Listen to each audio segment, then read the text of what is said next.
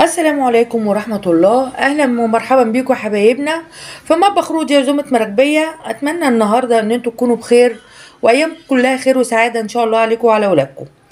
أحب أقول لكم كل سنة وانتوا طيبين. خلاص العيد داخل علينا، يعني كلها 10 أيام أسبوع، وأنا بحب أعمل الكحك والبسكويت قبل يعني العيد بأسبوع أو 10 أيام عشان بس أدي فرصة لنفسي للعمايل بتاعته. فالنهارده هنبتدي ان شاء الله بالبسكوت بتاعنا. هنعمل البسكوت بتاعنا. فالنهارده معانا بقى نقول لكم على المقادير. ان شاء الله نقول لكم على المقادير بطريقه مبسطه وجميله ويطلع حلو قوي واحلى من المحلات كمان. هنسمي بالله ونكلمكم على مقاديرنا. معنا هنا انا هعمل في الاول حوالي 3 كيلو بسكوت. هعمل 3 كيلو بسكوت. اللهم صل وسلم وبارك على سيدنا محمد. معنا هنا 12 بيضايه، البيض العادي بتاعنا 12 بيضايه. ومعايا طبعا 3 كيلو من الدقيق ده طبعا لسه هيتنخل. دول 3 كيلو من الدقيق، ادي كيس ودي كيس ودي كيس، 3 كيس، كل كيس كيلو. معانا 3 كيلو. طبعا قبل ما نضيفهم هننخلهم. معانا كيلو الا ربع من السكر البودر طحنينه. لكل كيلو ربع كيلو من السكر البودر. معانا طبعا قلت لكم 12 بيضه. معايا هنا كوبايه من اللبن. ومعانا كمان 3 من البيكنج باودر.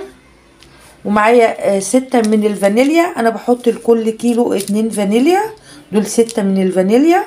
ومعايا هنا حوالي معلقه ونص من النشادر، معلقه كبيره ونص من النشادر. طبعا هتكلموني على السمنه حوالي كيلو الا ربع. لكل كيلو دقيق ربع كيلو سمنه. بس انا ما جبتهاش لان انا هضيفها بدل يعني ما نبهدل الدنيا. هحطها في الحاجه اللي هعمل فيها على طول. وطبعا هوريها لكم قبل ما نشتغل او وانا بشتغل. يعني كيلو الا ربع من السمنه وكيلو الا ربع من السكر. طبعا حاولنا نقتصد شويه. المفروض ان الكيلو عليه 5 بيضات، انا هحط 4 النهارده، فدول حوالي 12 بيضايه بالظبط. وكوبايه لبن. هما دول كل مقاديرنا. طبعا ما ننساش ذره الملح. فان شاء الله يلا بقى بينا نشوف هنعمل ايه. شايفين يا بناتنا هنا كميه السمنه بتاعتنا اللي احنا قلنا عليها اللي هي كيلو الا ربع. ضفنا عليها البيض بتاعنا. ودام حاطين البيض لازم نحط الفانيليا طبعا. فهنبتدي نحط الفانيليا بتاعتنا قبل ما نعمل اي حاجه على البيض.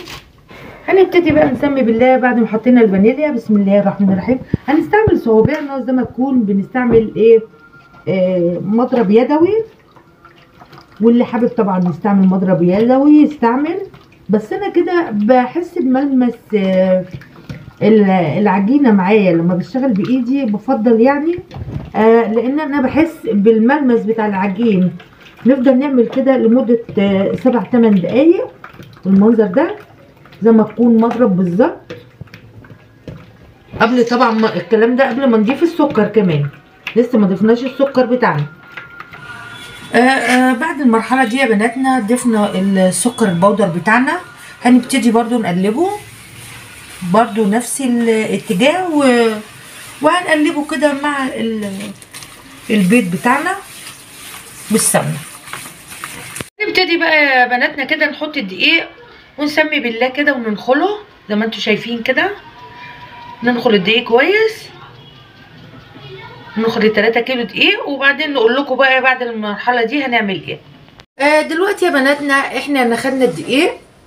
هنحط اول حاجه هنحط معانا البيكنج باودر ال3. بسم الله الرحمن الرحيم. زي ما انتم شايفين كده بنحط ال3 بيكنج باودر. كمان هنحط حوالي ذره ملح زي ما انتم شايفين كده. ذره ملح هي ما بين ايديا. هنحط كمان النشادر بتاعتنا بس هنحطها في المصفى عشان اتاكد تماما ان مفيش اي تكتلات. بصفيها كده. دي اقلب دول كده على بعض. بسم الله الرحمن الرحيم. اقلب الدقيق بتاعنا من فوق كده. اخلط الدقيق بالبيكنج باودر بالنشادر بذره الملح اللي انا حطيتها. وبعد كده ابتدي ان شاء الله ابتدي اعجن كده زي ما انتم شايفين يا بناتنا. بنخلط كل المكونات مع بعض زي ما شايفين حضراتكم كده، بس ما بنحاولش يعني ايه نعجنها، احنا بنخلط بس علشان مش عايزه العجينه بتاعتي تبقى ليها يعني زي عرق كده او تبقى ليها عرق. بفضل كده ادخل المكونات كلها مع بعض، وبعد كده اقول لحضراتكم الخطوه اللي بعد كده.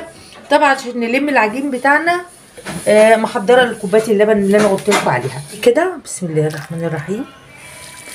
حطينا حوالي نص كوبايه من اللبن. هنبتدي نلم عجينتنا كده ونشوف، وبعدين هنخلص بقى العجينه ونرجع لكم تاني نشوف شكلها ايه. زي ما انتم شايفين كده بناتنا خلصنا خلاص عجين. انا مش عايزاها عجينه تكون طريه، عايزاها عجينه تكون متماسكه شويه، وعايزاها لما اجي اعملها انا لميتها اهو طريه كده، لما اجي اعملها كده يبقى في الخرفشه، يبقى البسكوته بتاعتك هتطلع 100 100 وهتطلع حلوه قوي. وطبعا النقشه بتاعت البسكوته هتبان. دلوقتي انا خلصت عجين، هريحها لمده 10 دقايق قبل ما احضر الصجام بتوعي وادهنهم كده، وبعدين نشتغل فيهم. انا كده هغطيها واسيبها شويه. شايفين يا بناتنا ابتدينا نشكل البسكوت بتاعنا.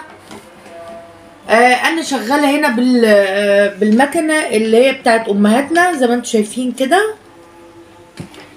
بصوا النقشه في منتهى الجمال زي ما قلت لكم، البسكوتايه طالعه نقشتها في منتهى الجمال.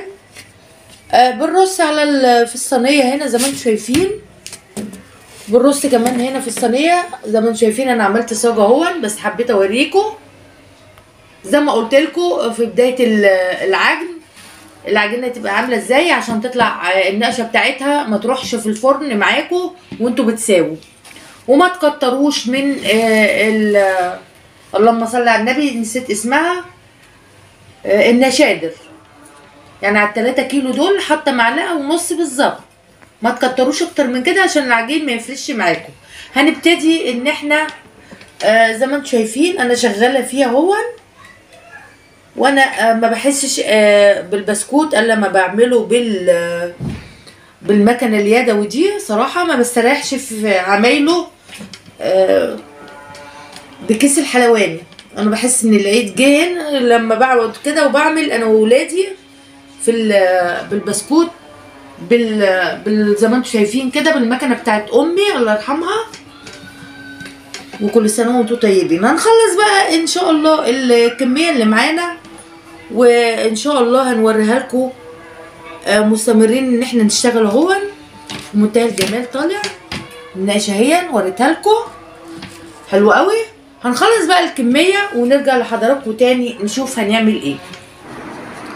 ورجعنا لكم تاني يا بناتنا ويا حبايبنا عشان نفرجكم على احلى بسكوت في الدنيا عملناه. النقشه ما راحتش، البسكوته زي ما هي ما فرشتش، يعني بنفس الحجم اللي احنا عملناه زي ما انتم شايفين. التسويه جميله جدا مرمشه، طبعا دقناها طعمها حلو قوي. اخر حته عجين كانت في المكنه، فانا خدتها وعملت بيها النقشه دي زي ما انتم شايفين. زي ما انتم شايفين السوا بتاعها كام بسكوتايه كده اللي هي بالنقشه دي اللي انا خلصتها بالنقشه دي.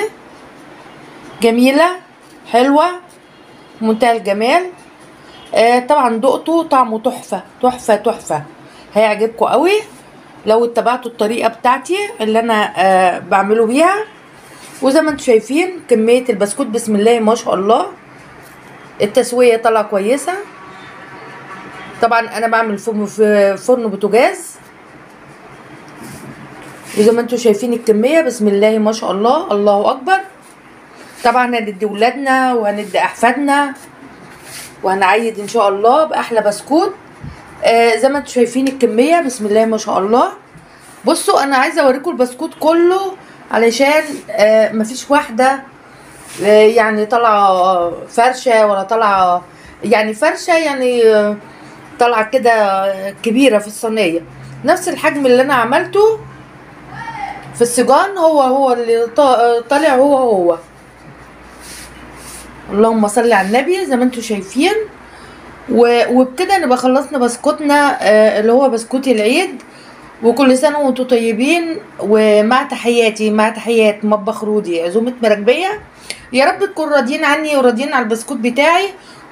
لو سمحتوا ابعتوا لي لايكات واشتراكات، وعشان انتوا كده بتدعموني، وشكرا لكم وكل سنه وانتم طيبين.